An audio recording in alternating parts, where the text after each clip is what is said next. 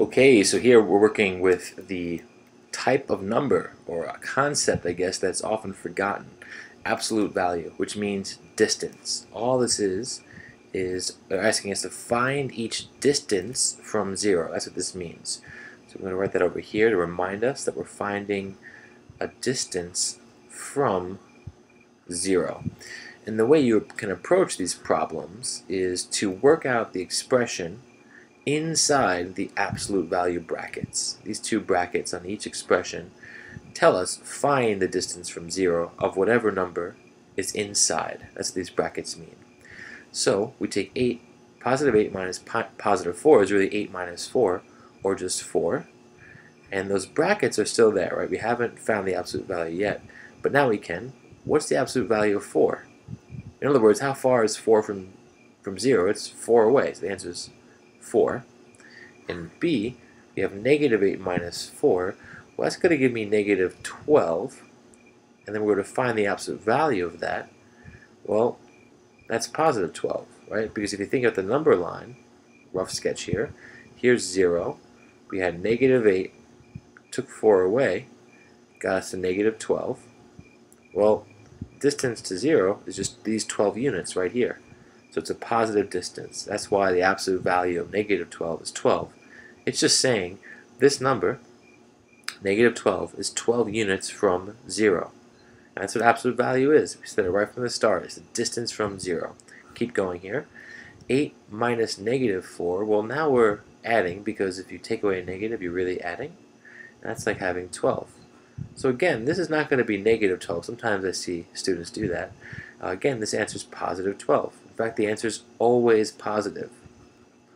If you think about measuring distance, you're always, no matter what direction you measure in, left or right, you're still measuring a positive amount of space.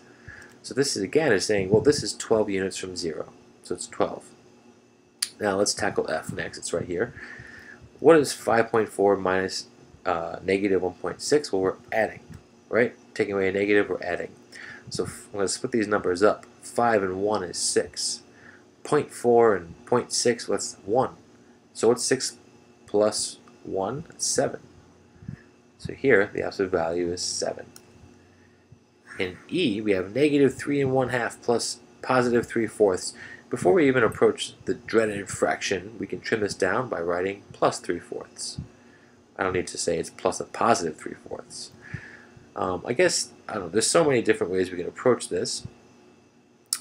What's an easy one? I'm trying to think. Well, I guess the easiest way to approach this is to think of negative 3 1/2 as negative 3 plus negative 1/2, because that's what that means, right? And then we're going to add 3/4 to that. And since we're adding everything around, we can group these in any way we want. So first I'm going to add these two numbers, right? And we haven't dealt with absolute value yet.